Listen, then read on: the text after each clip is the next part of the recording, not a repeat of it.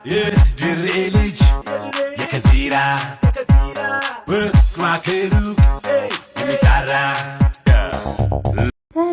ሰላም ቤተሰብ እንዴት ናችሁ? ሰላማችሁ ብዝት ይበል እያልኩኝ ዛሬም በአዲስ ቪዲዮ ከች ብያለሁ።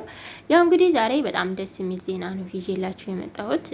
ጃኒ ወይም ደግሞ በድሮ ስሟ ስመኝ ገብሩ የምትባለዋ ያው ብዙዎቻችን እናውቃታለን ብዬ አስባለሁ። በተለይ ደግሞ ብዙዎቻችን የምናውቃት በጆን ዳንኤል ነው። የጆን ዳንኤል ፍቅረኛ እንደሆነች እንኳን አናውቅም ነበር። ነገር ግን ያው እንደ ፍቅረኛ አክት ስለሚያሳዩ ይጣበሱት እንዲሆኑ እያልን ብዙዎቻችንም ያው ድምጽ የሆናችሁ ልጆች አላችሁ።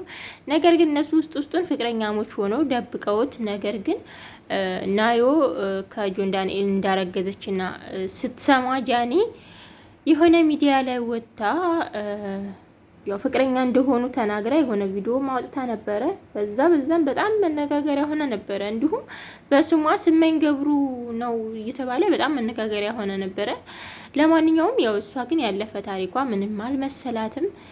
ሁሌም ወደፊት ጀግና ነች። እውነት ለመናገር ጀግና ነች ያልኩበት ነገር ብዙ ነገር ትልቅ ነገር ሰርታ ሳይሆን ነገር ግን በቃ ህዝቡን ራሱ ማጃጃል መቻል በራሱ በጣም ጀግንነት ብዬ ነው የማስበው። እንደውም አሁን ላይ ራሱ እኔ ብዙ ነገሮች የሰሩ ሰዎች፣ የታሰሩ ሰዎች፣ የመከሰስ መብት የሌላቸው ሰዎች ታስረው እንኳን ይሄን ያህል ህዝብ